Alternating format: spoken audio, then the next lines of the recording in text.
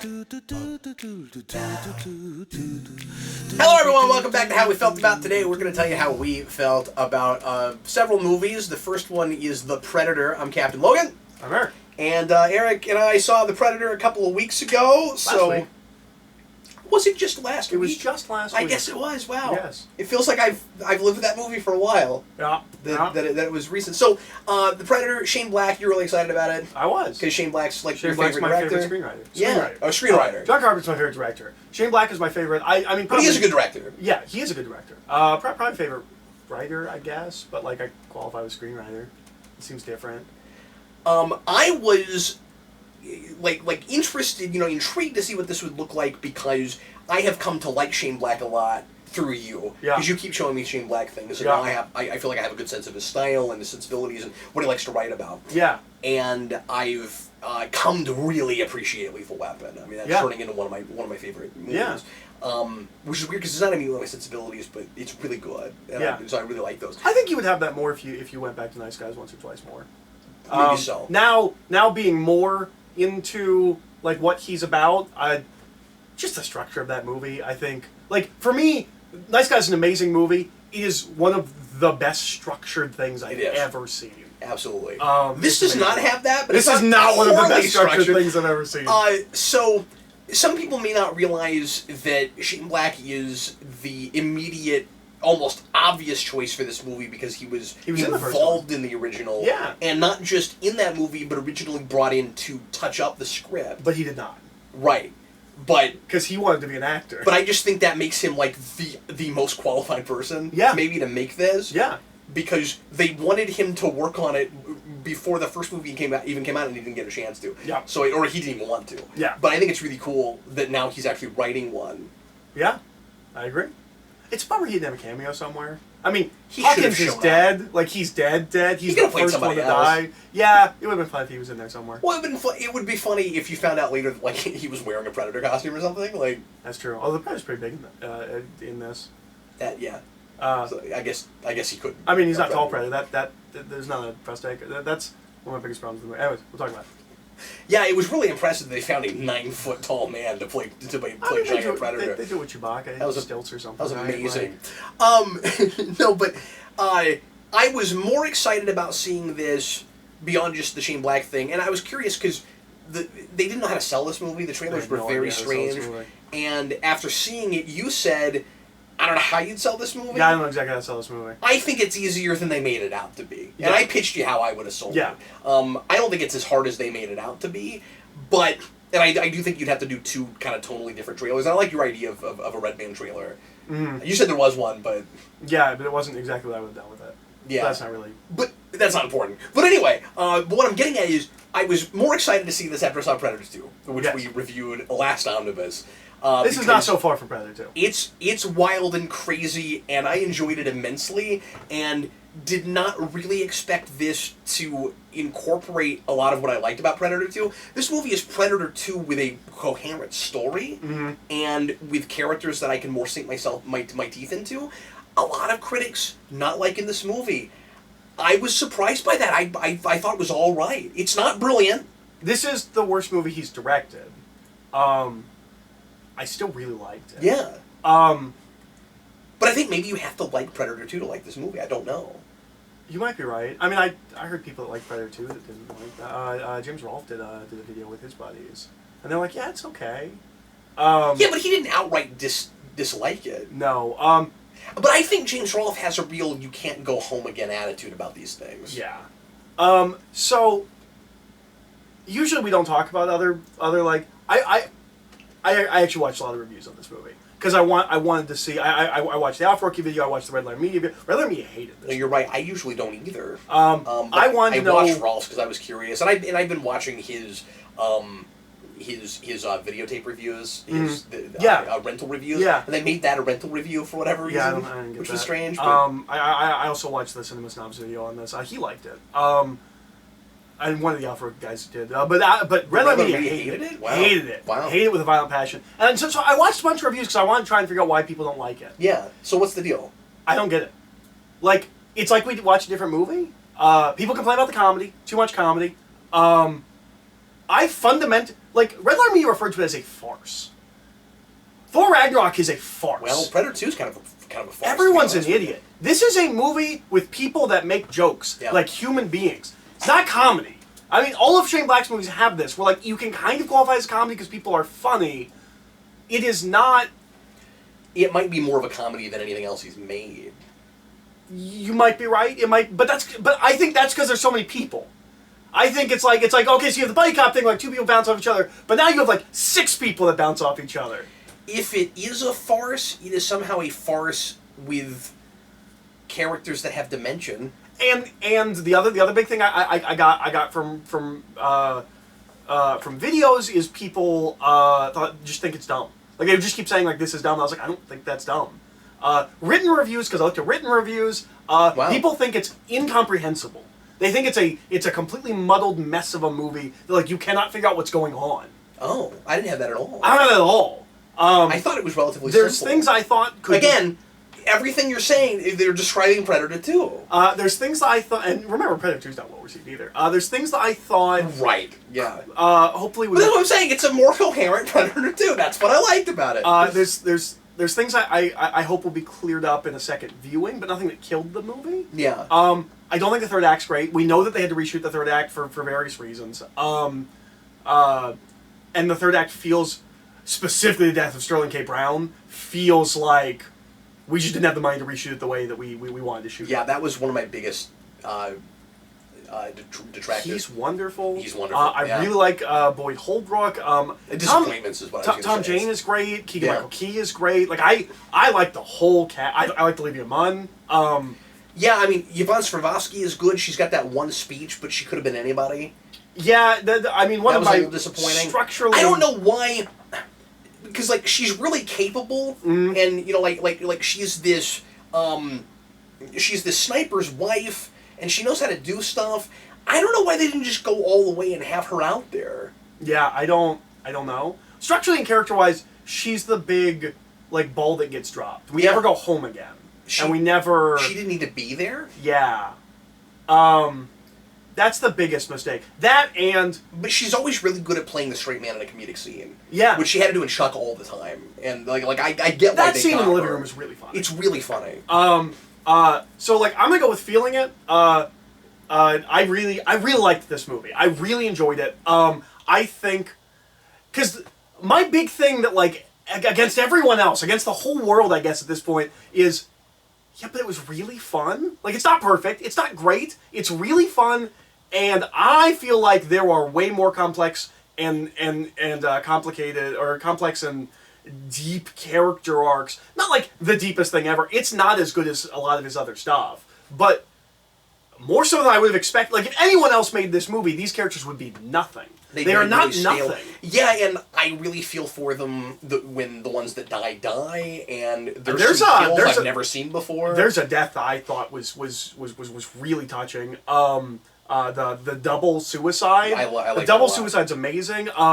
There's a line in this movie that like reached down and touched me in my soul, which Shane Black has a lot of those. Probably at least once a movie. There was a line of dialogue where I'm like, oh. Yeah. This one has a scene where also everyone's losing their mind about the autistic thing. Like there was not a review that doesn't talk about that.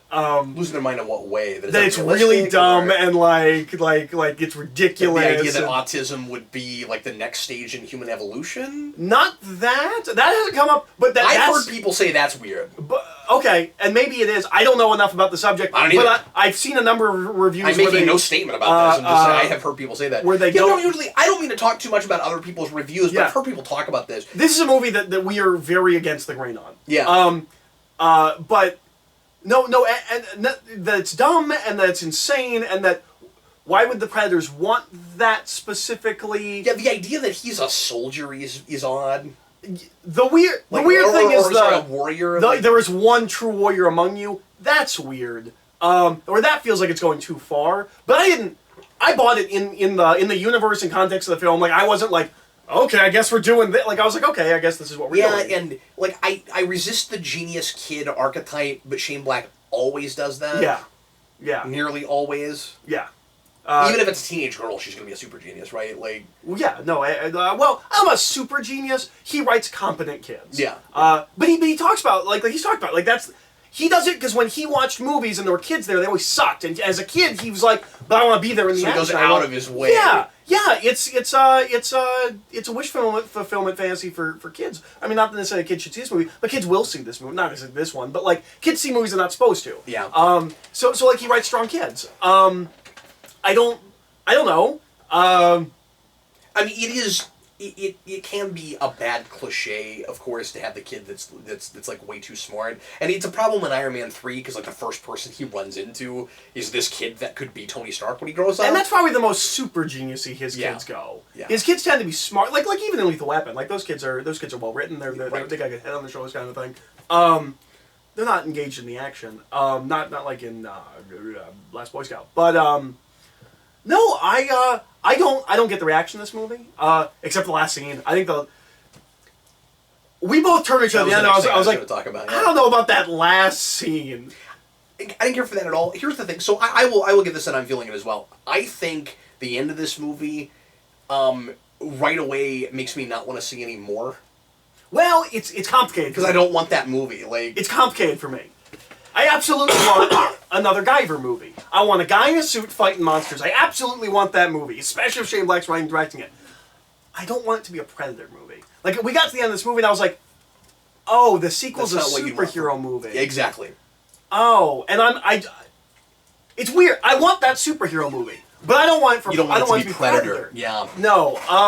I mean, you could do a fun, like, really over the top, maybe like superhero somebody versus Alien and Predator. I guess I could see that. Well, and something like that. You know, it'd be R-rated, so like it'd be a little bit different. But you know what? I mean, Guyver's R-rated. But no, sorry. But it immediately felt like Iron Man. It immediately felt like this is a different movie. Yeah. But I want to backtrack for a second. So there's a line in this movie because the main character's son is autistic. There's a point where he turns to his father and he's like, "I'm sorry I didn't grow up the way that you wanted me to." And then the main character has this line that just resonated with me so hard, where he says, "You know, the thing is, I didn't grow up the way I wanted to either." And I've never heard anyone put it that way. I've never heard anyone say that before. I really like that line. It really sticks with me. I don't know why, but it really does. Yeah, there's some thoughtful stuff in the midst of all the crazy. And I like that some of it's not brought too much to the fore. Like, I like the environmental idea. I'm glad that it's not a real preachy, like, telling us all what we know already. It just treats us matter of fact, really, where it's like, look, in a couple of generations, the world's not going to be habitable anymore. Yeah, and that just seemed like, kind of, I mean, like, it's a downer anytime you deal with, you know, hey, climate change is going to do us in if we don't do something about it. Mm-hmm. Like that's always a downer. Mm-hmm. But it's also creative and kind of clever that you'd make a bad guy plot out of it. Mm-hmm. That your aliens are, you know, your predators. Oh, and then there's the predator joke. We need to talk about that. But that your you know, predator aliens would be like, oh, well, we'll just go take over this planet that we know that in not too long is going to be warm enough for us to inhabit it because we like heat. I never thought of that. Well, and also that we're going to pluck out the best warriors while they're still there, so we can get the best genetic DNA before they're all gone. I guess we're spoiling this a little bit, but it's been out a little bit. I also liked that idea a lot. That the trophies, there was actually a practical reason for them. Like, we added the mythology. I have heard people complain about that. It doesn't feel retroactively to me, and I'm not a big Predator fan, so what do I know? But I retroactively, it doesn't feel like one of those things that is ridiculous to think maybe they had been doing the whole time. I agree. I have talked to people who were like, yeah, but it's not about honor anymore. I was like, but do we... Can it be about both? Well, or that, but also... I don't know. I mean, maybe it can't, but also... Well, one, there's also different factions, and that's a thing that I assume we would go into in sequels. We will not get sequels. Disney just bought Fox, and also it's this not movie... Doing great. It's not doing... Like, it'll make its money back, probably, but like, that's it. Yeah. This is not getting a sequel. And that's fine, because I didn't like that last scene. But, no, it's... I don't think it's necessary. I almost. And this main guy is really good, but I'm not going to cry if I don't see him again. Yeah, like, I don't know if it's. I think maybe we assumed the honor thing. or at least that could be the tack that this movie takes. It's like, well, we don't really know that about them. I don't think there's anything wrong with that. Okay, the problem with that is the gun thing at the end of Predator 2. Yeah. You know, like, there is some really implied honor stuff going on. That's there. true. But we also, there's different sects of predators, and like, because there are other predators that are trying to help them. Like, Are we told explicitly that they've been pulling the genetic code the entire time, and that's always why they pulled spinal fluid, or is the idea that they just thought to do this recently? No, I think that's always been the It's idea. always been the I idea. think that's how it's presented. Well, maybe that is a little bit convoluted. Yeah, I don't know. In the moment, I was kind of taken by it, but maybe I just already was liking the movie so much that I kind of needed that. I don't know. Yeah. Maybe a second viewing, but... If I have a biggest complaint... Oh, sorry. Also, people are talking about like how chopped to pieces this movie is. This is very clearly a compromised movie. Yeah. It doesn't feel... People are talking about like it's Suicide Squad. It's not like that. No, there's one or two scenes where I'm like, there's a scene missing, obviously. But other than that, like, there is a definitive director's cut that we'll never get because this movie's not doing that great, and also they didn't finish the special effects in those scenes. There are places... Well, let me give you the example that I pointed out in the theater, which is, so suddenly this guy's driving a cop car? Like, it's pretty obvious to me. I would be very surprised if they didn't shoot a scene where he goes and gets that, because the helicopter thing they set up. So later on, it's like, hey, go find us a helicopter. I don't need to see them do that. You just said he was going to go find one. Somehow he found a helicopter, whatever. But when when the guy's suddenly in a cop car, I don't mean that I'm confused, like I can't imagine that he got in one, but it just feels like there's connective tissue missing. That seems like a thing you would put in your There's movie. connective tissue missing, that's all. That's not a... I think it's important for people to remember that there are different things to criticize about films. Yeah. When you don't like something, it doesn't always mean it doesn't make sense. Yeah. That's not the only thing to criticize about movies. Yeah. Sometimes things are jarring and they take you out. And that's what that was. Yeah. So yeah, things like that. I don't know where that scene with the actor that they didn't want to be in the movie... I know where it is. Okay, but like, I don't know what we would have... If we missed too much not having that. You see what I'm saying? Yeah. Apparently we would actually... So the scene that was cut was the introduction to Olivia Munn's character. Okay. We just kind of start in the middle of a scene with her, and she has a dog, and they're like, we'll take care of your dog. There is more to that scene, and it's her talking Speaking of, I don't know how I felt about the Predator dog thing. I thought that was strange. I hate it. It's dumb. I didn't I don't like the Predator Yeah. dogs. There's dumb things in this movie, and that's one of them. I do not like Predator dogs. I don't like the big Predators, all CGI. I was so excited the Predator wasn't. Part of my issue with the Predator, when I say I'm not sure about it, like, taming it was kind of funny.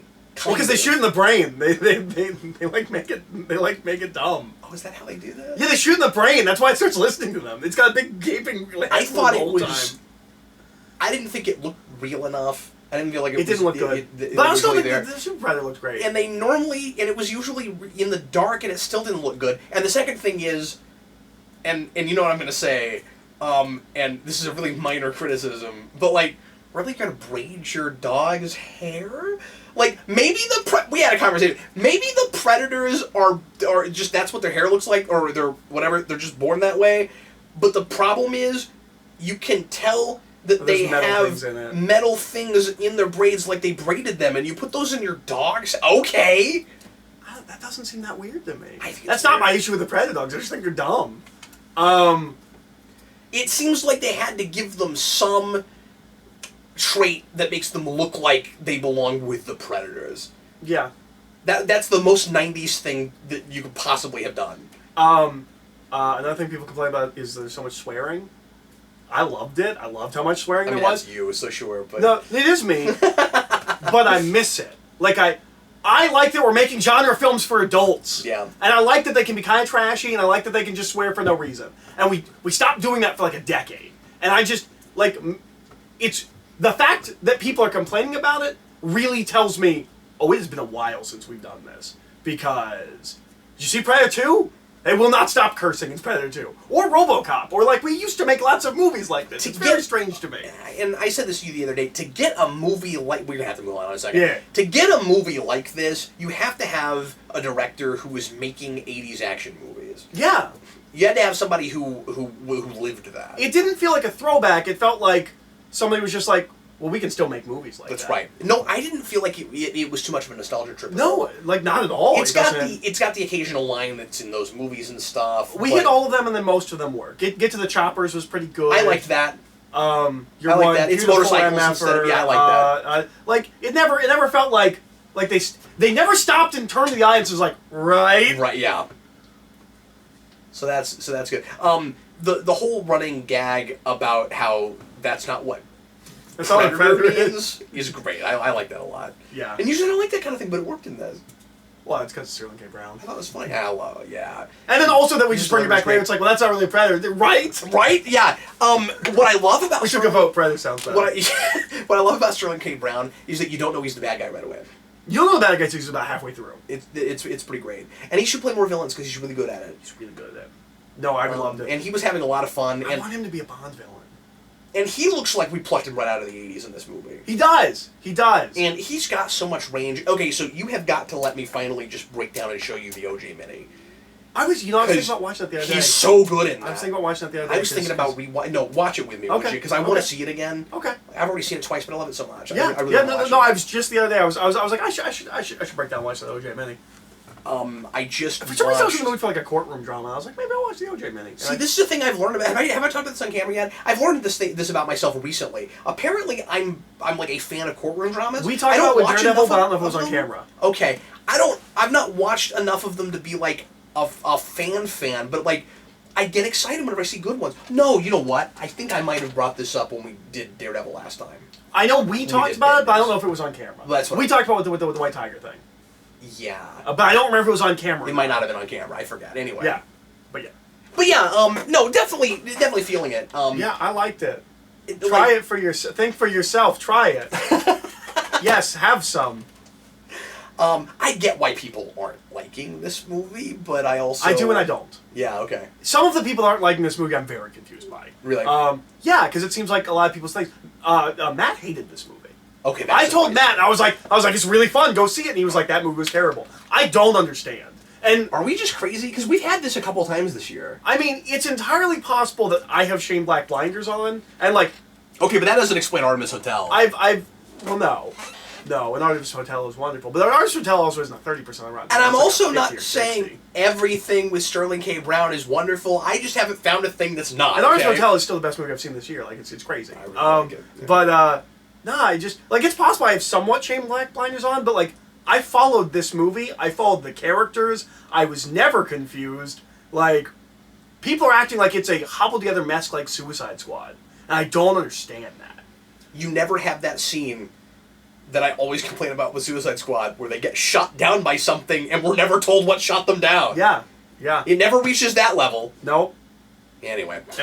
What are we talking about next, Eric? I'm gonna really briefly talk about. Oh, it's not down here. Where is it? Give me 1 second. It's right. It's. Where is it? Where'd I put it? It's over here. No, it's not. Where'd I put it? Page flip. Where did I put it? There it is. Oh, yeah.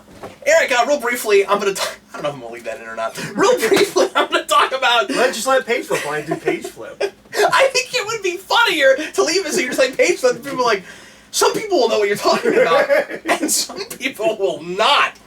I'm going to talk real briefly about the Deadpool 2 Super Duper cut, because people have been asking me about this, and Eric hasn't had a chance to watch this yet. I'm not. So I'm not going to give a lot of spoilers with this, because I am recommending this, and if people are wondering whether or not they should bother with the longer cut of this, I'm going to say yes, but the definitive cut of this is still yet to be made, much like with the Rogue cut with Days of Future Past. Story-wise, I like it better. It's definitely not exactly the same. Well, okay, it's not like the Rogue cut where there's a subplot added. It's not like the Daredevil director's cut in that way. But there's new stuff that it's not just jokes. It's not just more action. There is that, but it's there's new stuff added that just fleshes things out. I like Fire Fist better. After seeing this cut, because I get to see his plight at the beginning in a way I didn't before. It's all implied in the theatrical cut, where you don't even... You go inside the Essex Manor at the end of the movie, but not the beginning, and I might not have thought we needed that until I saw it, And now I'm like, I don't know, it feels like you took this important chunk out of the movie that I kind of needed. And it didn't even take all that long. It's just, we establish the big line that he has that becomes his like supervillain Credo later, with the guy that runs the house. Like pseudo like Christian whatever like yeah, but blessed are the whatever that are healed by my hand. That whole thing, and I had to like on a second viewing in the theater, I was like, oh yeah, they do say that a lot early on, but like they set it up right. Initially, there are a lot of maybe not a lot. There are a few jokes, especially in the first act. The first act is cut up all the pieces, I think, and this puts that back together. This cut is 2 hours and 13 minutes, a little too long for a Deadpool movie, but some of the stuff I would have cut would not have been that. There's an in between these two cuts. Absolutely. You can get it to maybe 2:05, and it needs to. So what I would say would be the definitive cut of this would be to put back most of the jokes that they replaced with alternative versions because there are alternative jokes, because almost none of them are as good as what was there before. Do they put back some of the ones that were better in the trailer? Like your bullets are so fast? I think that one comes back. The delivery is better in the trailer than it is in the movie? Well, again, with that, it's an alternate joke. It wasn't delivery. They just didn't have that joke in the theatrical cut. It's just not there. Okay. Yeah. No, I was really that joke doesn't play at all without that. That scene doesn't play at all without that joke. I don't think it does either. No, he just does this, and I'm just like, I don't know. Now it's just, Warner Brothers cartoon. That joke makes it. But anyway, no, I would have put most of those jokes back, and I would have left most of the first act stuff that they cut, and I think you have a much better cut. It doesn't fix any of my kind of plot problems, and kind of story issues, because it's not like it doesn't have an alternative ending or anything. It's the same ending, but it's just got some new pieces. Another thing that the first act puts back in is more of the stuff at the mansion. You get a better sense of time. Like, he's at the mansion for a little while before Colossus just pulls him on a mission. And I already think Colossus is an idiot for doing that. It kind of doesn't make sense. And, I like what we do with Colossus in this movie and making him kind of find the gray area and realize that, sometimes you have to make compromises and stuff. I like that a lot. But he's turned into kind of an idiot in this movie. And that was, I don't know, I didn't think to talk about that when we talked about this before, but that was one of the big things that jumped out. Oh, Colossus is dumb! I got that from I thought he was dumb in the first movie. Well, okay, that's fair. But I think he's even dumber. But yeah, so there are jokes that... And that's a comedy sequel problem. I don't know if I actually finished this thought, so... Sorry. No, from earlier, so forgive me if I'm repeating myself, because I can't remember, but I meant to say that there are jokes that are set up in this cut that are paid off, that in the theatrical version are paid off that were not set up. You did not say that. There's a thing... Okay, great. There's a thing with a soap dispenser, that I can't talk about Deadpool on camera. There's a thing with Deadpool doing a gross thing with a soap dispenser that is paid off that we see in the theatrical cut where Colossus is rubbing his mouth because, oh my god, that's gross. We actually see the soap dispenser before that. Yeah. And so a lot of things are made more awkward with the theatrical cut because I've seen this now, and it will make that cut harder to go back to. But then I have to because some of the jokes are a lot better. You remember the scene where Cable reveals that he's from the future, and Deadpool says, "Okay, I have 3 questions." And you remember you thought that a couple of the questions were funny, but the third one wasn't very good. None of them were. One of them is left, and the other 2 are bad. Great. And so that's unfortunate. There's a joke that's added back in that a whole scene is short that made me crack up really hard, which was and you also get a better sense of the kid, Fire Fist, and Juggernaut's relationship. They seem more pally in this version. It's cool. They gutted a lot of that. And there's not a ton of it in the first place, but they just gutted what was there. But they go to a big and tall store to get to get them matching outfits, and they don't have anything in Juggernaut's size, and I think that's really fun. Like, and you don't see them inside; they're just walking out, and he's like, "It's BS. They don't have anything in Juggernaut's size," and I lost it. I thought that was really funny. So yeah, it's like I said, story-wise, it's the better cut, but I want to. You know what I think someone should do? I had this thought, and Deadpool would probably be the obvious franchise to do this with. Mario Maker, but with the Deadpool. Yeah, no, that's exactly right. Where you well, and I actually had a couple of ideas. That's one of them. Where you would put out like a bunch of different alternate versions, and then you're allowed to make your own, and somehow I don't know, like have a digital version of it that you can watch. That you have a code for. Like I don't know how you do it. The You Decide cut. I think that's really. I think that'd be really cool. Like if they have like which 4 cut do you versions like of better? like each scene, and you can pick each scene, and then you can hit play, and it plays the whole movie. I would do that. Yeah, that sounds Would that be fun? I mean, I would probably only do that once. Well, yeah, no, because you could save if you could you could save remember it. if you could Yeah. remember your cut. Yeah, yeah, of course, you do it one time, and then that would be the version you'd watch. You'd only want to do this with comedies, where you have, like, multiple takes of a joke, and you'd be like, because humor is so subjective, there are probably things that you'll find funnier in this that I didn't. I don't know. I think most of the alternative takes are not that good. Okay. But that might just be me. I've heard other people say that, but you might not agree, I don't know. But I would, but I think that would be cool, and I also think it would be cool to do, if you had a movie that had a lot of variations, where you're having a hard time deciding what the definitive cut should be, maybe for director's cut, maybe for the theatrical version, do a contest. And let somebody cut the movie? Yeah.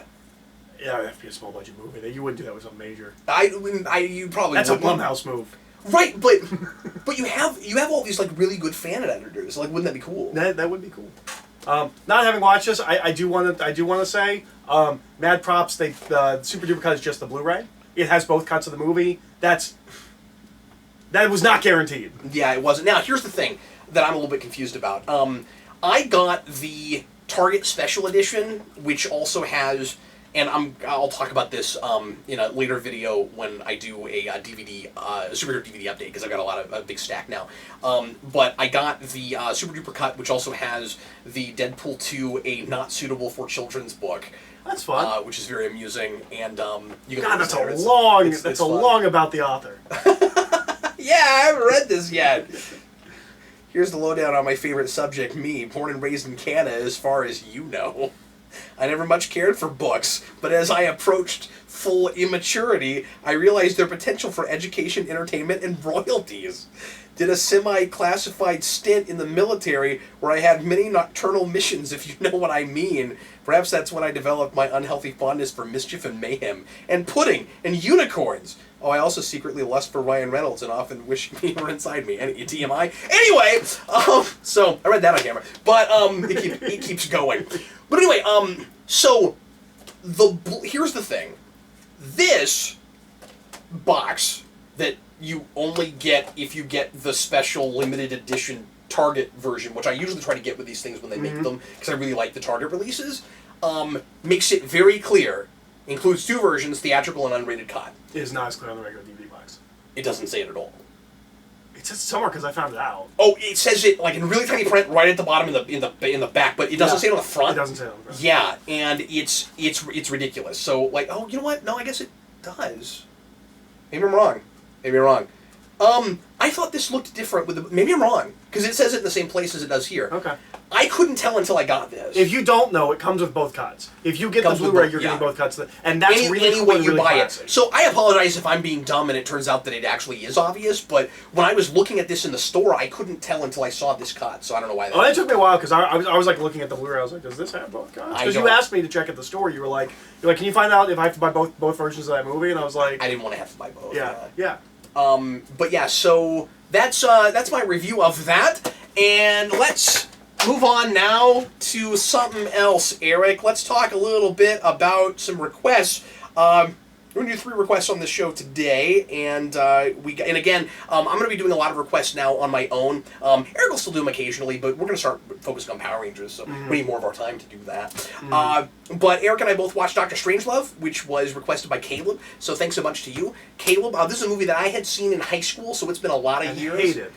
I just thought it was kind of boring. Like, I I remember thinking a couple of things about it were funny but weren't worth the whole movie, and my memory was very, very lopsided, because what I remembered was a lot more time in the planes and way more of the Johnny Come Home soundtrack than is actually in the movie. You warned me at the beginning, you're like, this is the score. It's the score, but in my defense, it is the score, because every other scene has no music. Mm-hmm. That is the only music in the movie. And it works fine. No, it does. It does. It's fine. I guess I just had to grow up a little bit and come back to this movie. So I'd never seen this. I mean, let's talk a little bit about Dr. Strangelove for people who don't know what this is. Yeah. 1964. Which I nailed on the Yes. dot. Yeah, you nailed that on the dot. This is Kubrick. We couldn't remember if this is Kubrick's first movie or... Yeah, it's a movie he does before 2001, but I don't know if it's his first. It's real. I'll look it up, but I mean, it's really early Kubrick. I want to say Kubrick goes to school with Lucas, so I think that's around the time it would be his first. Eric is not a big Stanley Kubrick fan. I do not like Stanley Kubrick. Doesn't usually like him, but you liked this movie, okay? I did. And all of my issues with Stanley Kubrick aren't in this movie except for the ending, when I don't know what's happening. I think I've talked about this before. Stanley Kubrick doesn't tell stories. Stanley Kubrick has a real bad habit of just being like, I don't know, you figure it out. But for the most part, this one does. No, it does, until the ending, when I don't know what happens. And that's not even a problem, because it's a comedy. It's like the ending of Holy Grail. Like, I don't know what's happening. I mean, it's the issue so much that you don't know what's going on as it is just, you don't know it feels like what it stops Dr. prematurely. Strangelove is doing. Like, he just says something, and then we cut to explosion, I don't exactly know what's happening. Do we know if they've even... It felt like they couldn't come up with a good ending. Have they even completely landed on their plan? No! Yeah, I didn't think they had... Dr. Strangelove says something, and I think he laughs, and then bombs. And I don't know. So this is a comedy about the Cold War and how frightening it is, but it's played for laughs because of the notion that the people that are in charge might be inept, or at the very least don't have our best interests at heart, because they have a lot of power, and people tend to misuse power when they have it. And they're all like really eccentric personalities. Yeah, and that power has probably turned them into that. Yeah. And so, even though this is a frightening thing, isn't there comedy mileage to be gotten from the absurdity of the system? I think is kind of the idea. So my viewing experience with this was, so I don't like Stanley Kubrick, wasn't looking forward to watch this movie, and Cap kept being like, well, you're not going to like it, because I saw it in high school, and it's not fun, people say it's a comedy, I don't get it. I wish I'd remembered it right, because I would have shown it to you earlier. I would have made this he made me watch, probably. Yeah. So we sit down and watch it, and for the first, 15 minutes, I'm like, what is funny about this? Yeah. How is this supposed to be fun? Who thinks kept this is picking out funny? things and going, maybe is we that just a joke? Don't get it, yeah. Is that, I don't understand, is that a joke? And then, we get to the war room, and it's like a completely different movie. And for the rest of the movie, as long as we're not with the planes, which I would have cut almost entirely, if we're not with the plane people... And that's not bad, it's just really unnecessary. Yeah, and boring. I guess... it's a lot of flipping switches and saying things. I've said this before. I mean, I've used this. I don't know if I coined this. I've used this before. It's like they think they need dramatic relief. Yeah. That's what it feels like. But the second we get to the war room and everything after that, even here's what's weird. The bad guy, he's hilarious. Yeah. Did not get that for the first 15 minutes. The bodily fluid guy. The bodily fluid guy. The idea. And his minion. We're not even explaining what happens in this, but the idea is he's a conspiracy nut, and he is a really high-ranking general, and he's running his own base, and he decides that we need to take out the Russians because they're coming after our precious bodily fluids, and so he sets up a thing that is, I guess, at first thought to be a drill, but isn't a drill, where he sends planes over to drop the H-bomb. And and he says the whole thing like there's no way anyone can stop them from doing this. Right. Because there's a whole... Because if we set this this bureaucracy thing, right? Like we put up so many layers in case something happens, in case the Russians attack us. We built so many layers so that no one can stop this plan from happening. And again, that's the absurdity of the system, where it's like we should be in control, but we're not. Yeah. And so they're going to drop the bomb, and there's nothing we can do about it. Yeah. And spoiler alert, by the end, they do drop the bomb. Yeah. So, for the first, 15 minutes, we're both bored. And we're both the Russians, may have a secret doomsday weapon. No, they do have a secret doomsday weapon, which I think gets triggered. I think that's what happens at the end. Well, see, that's what I wasn't sure. They talk about it like they're assuming it will, and it's supposed, and it has a radioactive half-life of 98 years. Yeah, yeah.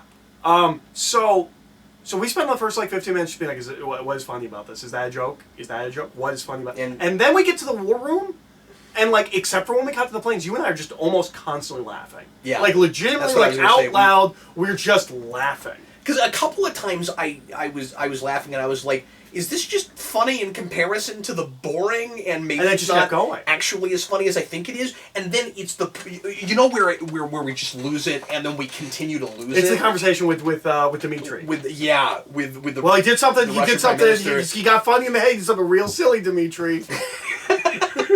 You know what he did? No, I like saying hello. It's great. It's great to be fine. No, it's really funny. That stuff was comedy gold. I expected this to be a movie that was a chore to watch and I would never watch again. I will watch this again. Yeah. I will fast forward through parts of it. I now understand why people say this is their favorite movie. Yeah. No, I totally It's not mine, but... This is somebody's favorite movie. I got no problem with that. Sure. That makes complete sense. It's a very funny movie. No, and I guarantee you this is one of those movies, now that I've seen it, and now that you've gone back to it, we will keep catching jokes and references to this movie and other things. Yeah, because I already catch a lot of references to this I bet you movie. there's bodily fluid references in Animaniacs and stuff. I bet you there's weird jokes that we never got before. Well, and we see Dr. Strangelove himself in quite a bit of stuff. There's a mad scientist guy who works for the government in The Tick that's in a couple of episodes. Did you ever see Ants and Pants? No. The episode. I'll have to show you. Oh, maybe. It's maybe a I Tick showed it. Maybe I thought you showed just it asked to me you. I'd seen something called Ants. I'm sorry, it's a Tick episode. Yeah. Where the ants are revolting because they don't like that we get them with magnifying glasses and stuff. I don't know if I've seen that. And we scrunch them in our picnics, and this is what you remember it from.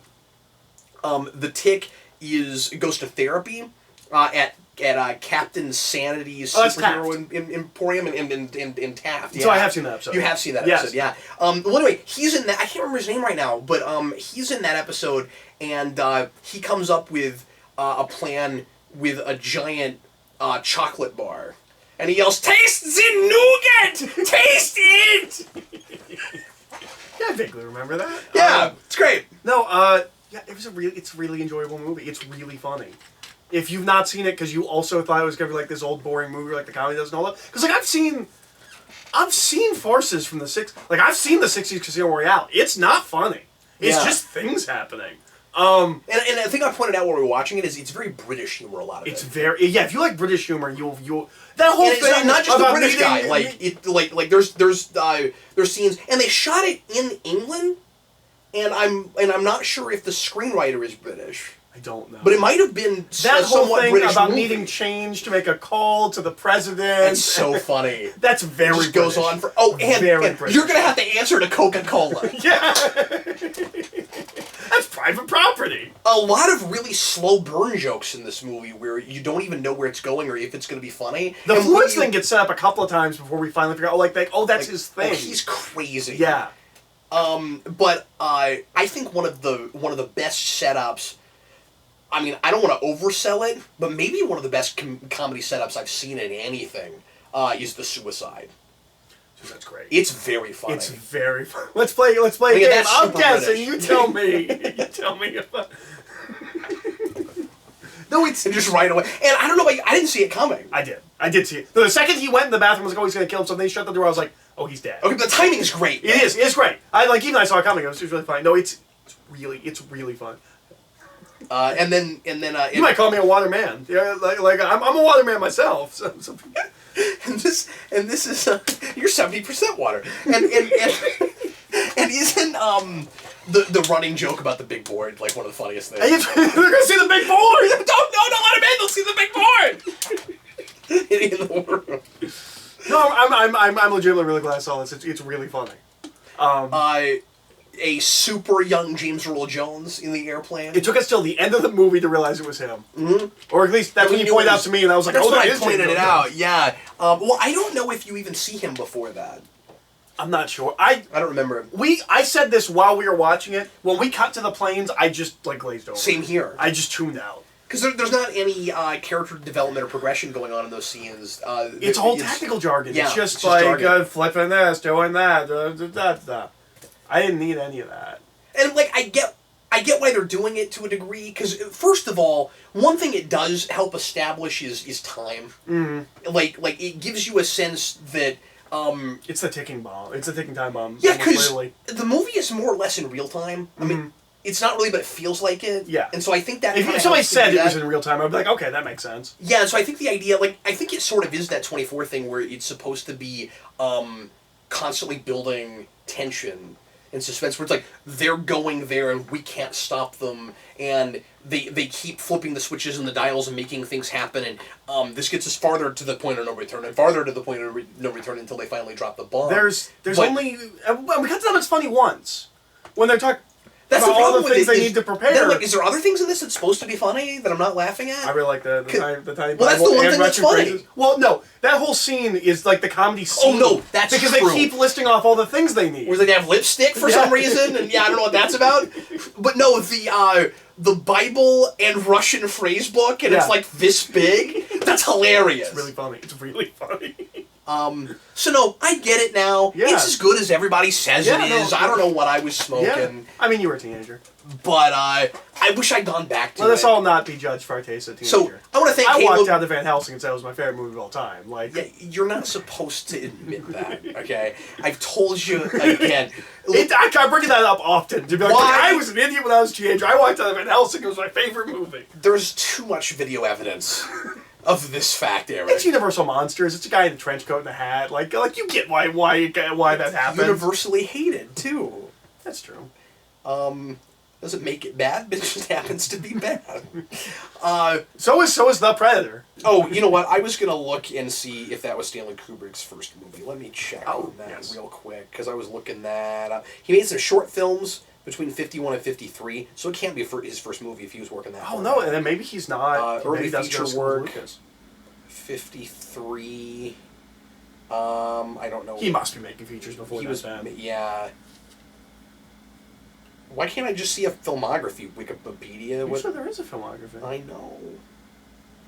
I don't see it right off. Sorry, 1 second, guys. 1 second, everybody. Yeah, there's not a filmography right away. Well, anyway, it looks like he was doing something before that. We can look at this later. Okay. Well, folks, it's time to go on to another movie. I thought we were done, but we're not. So, let's do some. Yeah, we're already 47 minutes in. Yeah, but 20 of that was Predator. Yeah, no, that's true. Because we just did 2 more movies, didn't we? Yeah. Yeah, we can do, no, we can get these other 2 knocked out pretty quick. This shouldn't be too much more than an hour. Is it you and me? Watch other things? Sometimes I forget. Sometimes The Omnibus is a surprise to me. I've got The Aviator, which I'll do briefly. Right. You've seen that movie. You can help me with that a little bit. And It's been a long time, but yes. And Meet the Feebles is the other thing. Oh, I forgot we watched it. We watched that really early on. We did. Let me talk about The Aviator real quick. The Aviator is a Scorsese movie. So this is now my second Scorsese movie. It's his first or second pairing with DiCaprio. With DiCaprio. Because obviously they exclusively work together at this point. But is that right? I think every Scorsese movie for the past 15 years has had DiCaprio in it. Because The Departed has DiCaprio. But DiCaprio will be in other people's movies. Yeah. But I mean, they make movies together. Okay, kind of interesting. But yeah, this comes out in 2004. This was requested by Jeffrey. So thanks, Jeffrey. And it's sometimes like kind of a continuity of things builds on with the request because this is my second Scorsese movie now. What was the first one? I had to watch. Wolf of Wall Street. Wolf of Wall Street, yes, yeah. Which is also DiCaprio. And really, and again, my second DiCaprio movie with him and on this show. And I feel like there was something else that this kind of connects to a little bit too. So this movie is about specifically the plane building and the aviation life of Howard Hughes. And I mean, obviously, it gets into his filmmaking a little bit because he's got his big giant movie in what 27? Is it that early, or is it later? Is it that early? With yeah, because it's on the cusp as we're getting out of the silent film era. Because do you remember they shot it silent, and then he goes and sees a talkie, and then he says, "Oh God, it's talkies now. We have to reshoot the entire thing," and it was already insanely over budget. Yeah. It was already one of the most expensive movies ever, and they reshot the whole movie. Or at least the talking scenes. Yeah. But he was like, "How much is it going to cost?" It was like $2.5 million. That's a lot of money in 1920 money. He asks his right hand man, who by the way is the guy who plays the character Day in Guardians of the Galaxy. I forget his first name, but you remember the guy with the family in Guardians of the Galaxy, the kind of more heavy-set guy? Oh, yeah. John C. Reilly. That's who that is, yeah. That's that guy. He's in Skull Island. And, oh yeah, he is in that movie, yeah. But that's just the first thing that came to my mind right now that he's in, but anyway, obviously I've seen him in other stuff. I've seen a lot of Will Ferrell comedies. But yeah, so that's who that is. It's not important. Anyway. Yeah. I think this movie, is he in this a lot? It's been a long time since I saw this movie. A fair bit. Not that I would think he would. Because he wins Best Supporting Actor in something. I wouldn't. And I wasn't sure if it was this movie. That would be weird. Because his big thing is like he goes and does like dumb fart comedies with Will Ferrell and then wins Oscars. Like he goes back and forth between those. I mean, he's great in this, but I wouldn't think it would be an Oscar nod. I couldn't remember if this is a one. It won awards, but I wouldn't think that. I didn't look them up, but I know it won some awards. But anyway, so that movie is super insanely expensive, and he tells his right hand man like, "Can we afford it?" And he's like, "No." He's like, "Well, we'll make the money somehow." And that's his big thing is he has to do things that have never been done before, and that and he doesn't, he spares no expense. He's got the Jurassic Park thing. And his philosophy on money is really interesting because he's got that scene where he goes to Katharine Hepburn's family's house, and it's a really tense scene. It's one of my favorite scenes in the movie. And he has dinner with them, and they keep talking over him and not giving him the time of day, and they think of him as beneath them just because they're rich. And he sees himself, I don't think he means to, but I think to some degree he sees himself above people because of things he's accomplished. Mm-hmm. And so, yes, he has a lot of money, but he's earned it. Mm-hmm. And so he spends it the way he does because that's been his success. And he's a big risk taker. He takes all these risks. And one of the best lines in the movie is when he tells someone in her family, I can't remember if it's her father or who, that they don't appreciate money. Because he's like, "Oh, we don't think about money." He's like, "Yeah, because you've always had it." And he hasn't, so he thinks about it differently. Mm-hmm. And I like that a lot. He's got a really interesting philosophy. And he's obviously, like with a lot of these biopics, and we know this about Howard Hughes, like an extremely flawed person in like the way he treats women. And it's, from my understanding, it's sped up. The crazy stuff that he does in this movie, he doesn't actually do too much later. I wondered about that. Yeah, that's much later in his life. That's not till like the 60s he starts doing that, as far as I'm aware. But the peeing in jars thing, like that's later. It makes for good drama. Yeah, no, it works completely in the movie. You know how I feel about that. No, absolutely. With these kinds of things, we take something that happens in real life and make a fiction out of it. Mm-hmm. And it seems, from what little I know about Howard Hughes, very true to the spirit of the man. Yeah. Even if we fudge some of the history in order to make the story work. Yeah. And I don't have a problem with that unless you come out. And you're not gonna make a Howard Hughes movie where you don't do the peeing in jars thing. Like that's what everyone knows about Howard Hughes. Yeah. He's like he holed himself up in a room, like let his fingernails grow and the beard. Yep. And like I found him to be a really sympathetic character.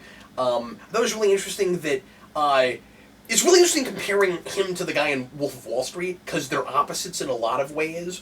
But he's a more altruistic guy. They do have some things in common. Like they're certainly. I mean, I don't think the guy in Wolf of Wall Street starts this way, but they're certainly both kind of conceited and kind of see themselves as above people to some degree. But I don't think Howard Hughes lets the money consume him the way the guy in Wolf of Wall Street does. Mm-hmm. I think that's changes him, but it's not the same thing. It seems more to me like it changes him in the sense that that guy is just going all the way with his nature. Like, if you gave that guy that much money, that's just what... I don't know if he's any different. He's just allowed to do what he would do which is the thing with unlimited resources. We've talked about... even though his resources are not unlimited. Which is the thing that we've talked about with rich people, where like all your eccentricities get dialed up to 11 because you can feed your eccentricities. Yeah. If you don't like green M&Ms, you finally have enough money to not eat green M&Ms ever. Right. Yeah, he gets like that. Yeah. But also, that's because he's already OCD. Like, I don't think the money turns him that way. But he's able to facilitate it better. No, of course. Yeah, absolutely. But with all of the pressure that he puts on himself and that other people put on him, he gets to a place where he can't help but do that because it's the only way he can keep his sanity. And then we see him start to lose it, you know? And so you see why he does that. I get why you want to make a movie out of this because, I mean, first of all, there's just a spectacular plane crash. How could you not want to put that on film? It's really interesting to have a character. It's one of those like stranger than fiction things where like you can't make this up. I mean, you can, but like it feels like a character that somebody might have molded. You know what I mean? And it's really interesting that it's a person that actually lived. So you have a guy who is terrified of human contact, but takes these enormous risks with airplanes. That's just immediately compelling. Mm-hmm. And really interesting. Where you have this guy who like is not scared of dying in a plane crash that when he has this horrific plane crash and it breaks like a bunch of bones in his body and like it burns. I think they say like 78% of his body, and he has to walk on a cane and stuff. He still flies the Hercules. That's crazy. But he's afraid of germs. But he's afraid of germs, and he's scared of flashbulbs, and he can't deal with having an odd number of peas on his plate, you know, and stuff like that. And it's one of the reasons I want a Tesla movie because Tesla has a lot of weird stuff like that. Yeah. Do you think Tesla like counted like exactly how many like something and before each spoonful he had to count like how many. I didn't know that. Yeah. Tesla also afraid of hair. Interesting. So yeah, of course, this is an episode. This is a movie about OCD, and it's a movie about anxiety, and it's a movie about fame and how impossible it is to live in that world, and also big business. I mean, it's really cool the way the two worlds end up just naturally. I mean, it's funny because like I'm kind of just when I'm talking about this praising this movie just for doing what is inherent in the material, I guess. But this is one of the things that's really interesting about it, is that he's a movie maker, but that's secondary. Oh, the other thing that makes this, continuity thing for the request on this show is somebody requested Scarface. And they talk about Scarface in this movie. Yeah. Well, and obviously Howard Hughes is inspiration for Tony Stark. Yes, of course. Yeah. But like I've seen a Howard Hughes movie. Oh! Because he made Scarface. He made Scarface. Yes. And they deal with that some in this movie. But anyway, so it's about Hollywood, but it's also about corruption in politics and business, and he's having to deal with all of those worlds, and he stretches himself too thin, and he's got way too much on his plate. And that resonates with me a lot. Like whenever I see that, because I'm like that, and so that resonates a lot. And he is again comparing him to the guy in Wolf of Wall Street. He's not, and of course these are two very different performances. DiCaprio's just a master. Yeah. He's not a con man, but he's also willing to do the things that are somewhat uncouth, as long as they're legal. So he's like, well, we have basically a bribery system that's just normal that everyone uses that's not illegal. So how are you coming after me doing this when everybody else is doing this? And especially because the senator that comes after him, it's just because he's in the pocket of another airplane company, and he's getting his monopoly, his potential for monopoly ruin. I say this a lot. I like watching movies and reading things about very specific characters or properties or whatever that give you a broader sense of a whole world. So, like, I learned about Hollywood watching this movie and Hollywood relationships. I learned about, and again, assuming that, any of this is accurate at all, but like, I learned a little bit about, the aviation business at this time and politics and stuff. The performance with what is it, Katharine Hepburn? You talking about the actress that plays her? Yeah. I don't remember. I saw this when I was like 13. Oh, it's been that long? Yeah, no, I read this from the library like shortly after it comes out. Oh, interesting. Anyway, that performance is brilliant. Their relationship is really interesting. He's established at first, it seems as though... I mean, it seems like he's going to be much more of a womanizer than he turns out to be, at least with her. Like, they have great respect for each other. Mm-hmm. And the reason that, and like, they seem really sensible about their relationship as much as they would be as eccentric as they are. Mm-hmm. And then the thing that breaks them up is that she can't deal with his fame, with how big he's gotten. Mm-hmm. And he talks down to her as like just an actress. Which is the big scene that like is burned into my brain. Is that you're an actress, you're acting right now, you don't even know it. Yeah. It's all you are. That's the big thing I remember from this movie. Like, I remember the movie, but like that's the scene that like sticks with me. So that's quite brilliant. I don't really have a lot of complaints about it.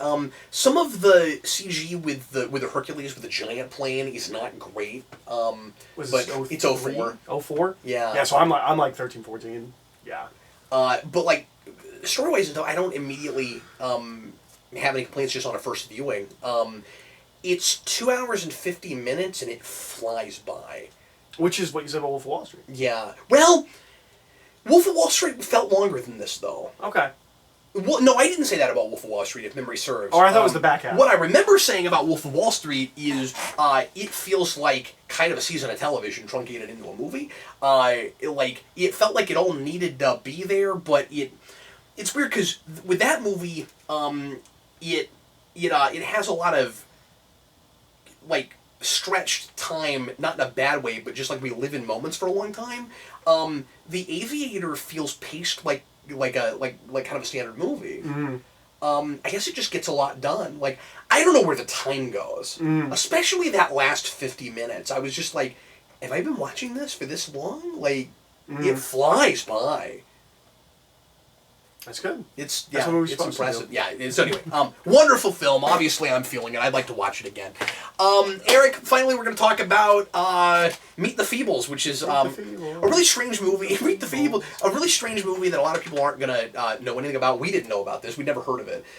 So we'll want to make sure and set this up a little bit before we talk too much about it. This is the first movie made by Peter Jackson. Yes. And it's a really weird adult raunchy puppet comedy that was made in, do you remember the year? It was 87 or 88. Somewhere around there, yeah. Because I think most of the stuff that I know for like Brain Dead and stuff is like early 90s, I think. It's like 89. So my assumption is that this got requested because that new puppet movie came out. The new adult puppet. Yeah, I don't know. I'm not sure if that. Oh, by the way, I should mention that was a Schmuck's Lover. Thanks, buddy. So that's my assumption. This is an adult Muppet show. Yeah. In a world that doesn't seem to have humans at all. There's a weird thing on the Wikipedia page for this. It's like some people think there's no humans in this, but these characters are humans. I'm like, but they're still Muppets. Yeah. Like, okay, they're not all monsters, but like they're still Muppets. There's nobody not made of felt. Yeah. Everybody's made of felt.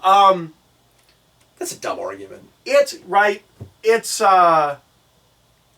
That'd be like saying, well, Bert and Ernie are clearly humans. Like, yeah, but they're Muppets. Part of the thing with this movie is I've not seen this movie, but I've seen adult puppet things. Yeah. I've seen a number of adult puppet things. Like, this is, like, there's a point... There's supposed to be a novelty to this. It's supposed to be... there's a point where we start doing like a sex scene thing, and I was like, no, I was just waiting for this. This is what we always do with the adult puppet things. We always have to have like a ridiculous sex scene with the puppet. That's supposed to shock you. Yeah.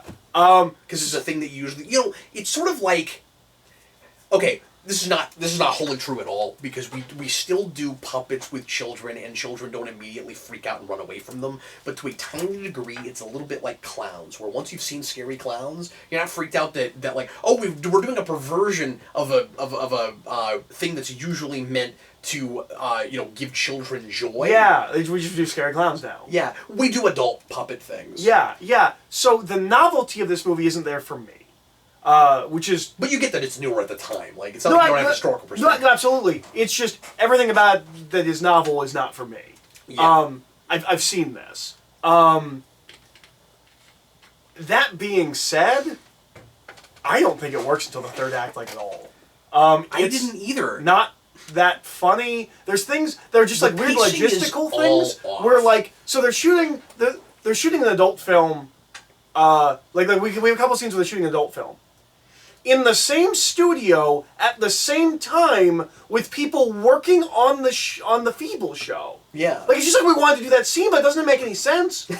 Why? Like, I don't have a problem with the guy that runs it is also funding, like, an adult film thing. That's fine. The fact that it's all going on in the same house is weird. At the same time, like, it felt... And there were a lot of writers on this. Like, Peter Jackson wrote this movie, or is a writer on this movie, but there's like 4 or 5 writers. It feels like there's 4 or 5 writers. We spent a good... It feels like they're all writing different subplots. Yeah, and there's no main plot. I kept waiting for the thing to grab onto, where I'm like, who is the main character that everyone else has built? Oh, no.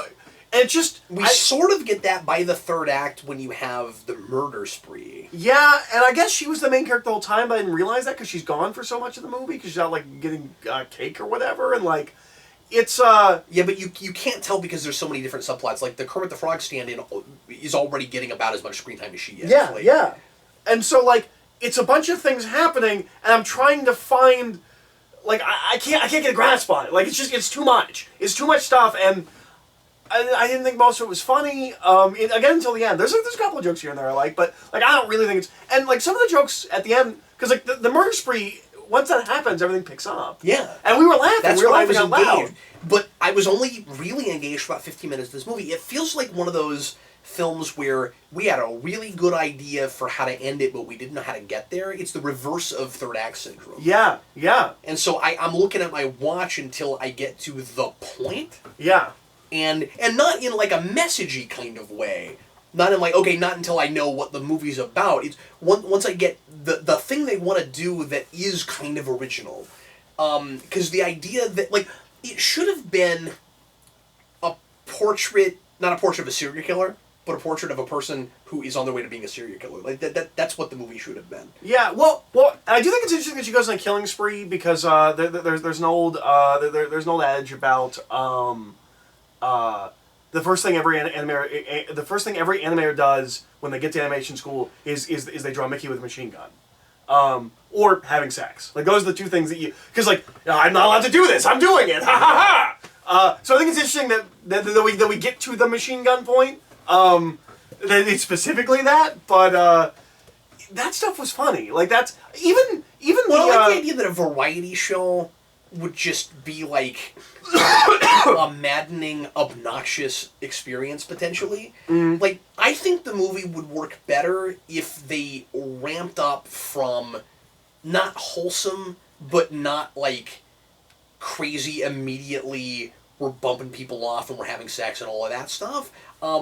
Like, I wanted to see more of the show first. Yeah, I wanted to have more sense of what I was looking at, who I was looking... I needed this to open with a... Like, yeah, you have to set your tone so that your audience doesn't think they're watching a wholesome thing. You can't do that. I mean, I get that. But I need, like, a 2 to 5 minute thing at the beginning of this that's like the history of the Feebles, right? Yeah, right? That would have been good. Like the Captain Invincible. Not as long as Captain Invincible, but, like, you know, something like that. Well, like, just so I have a sense of what I'm looking at. Yeah. Also... Because the problem is, this is a huge credit to the movie, they do a really good job of making it look like the Muppet Show without looking like the Muppet Show. Mm-hmm. And the puppet work is really good. Yeah. Yeah.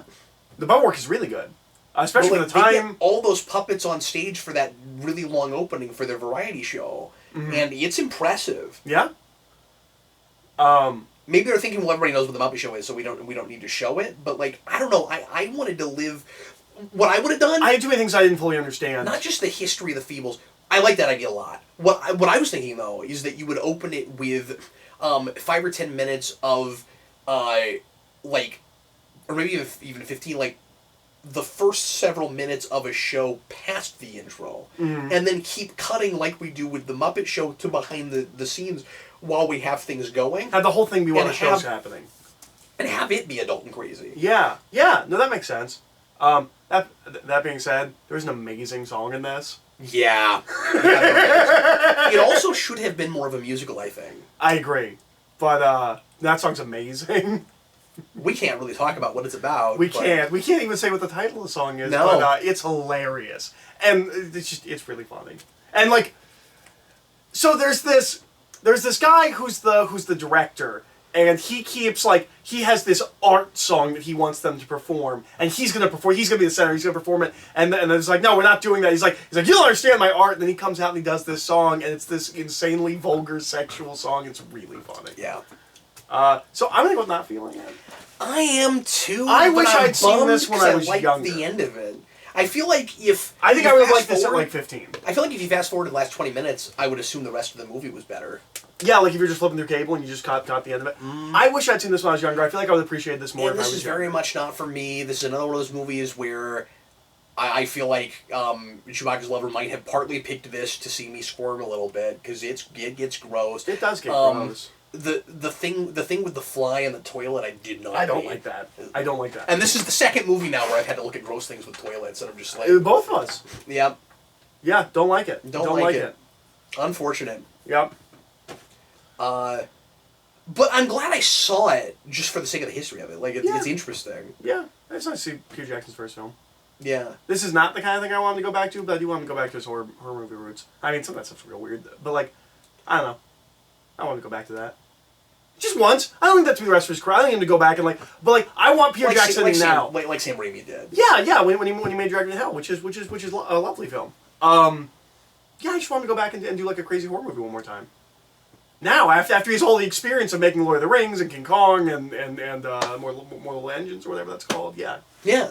Yeah. I just want to see him do like a crazy, and no one would expect it now. Like. Everyone has this vision of what Peter Jackson is. I want him to put out like this bizarre R-rated horror comedy. Yeah, I mean, obviously we're into a second generation now. You've got people that have no idea that he's got Sam Raimi-esque sensibility at all. Yeah. They never know it. Yeah. But I think that's going to do it for us for this edition of How We Felt About. We're going to move on now in the omnibus to a second quick How We Felt About, where Eric's going to talk about some more movies that he watched on his own. So look forward to that. If you want to continue watching the omnibus, if you're watching the playlist, just let the videos run. And thanks so much for watching, everybody. Hope you enjoyed our review of The Predator et al. And in the meantime, I am Captain Logan. And I'm Eric. And we'll see you if you continue to watch in just a bit.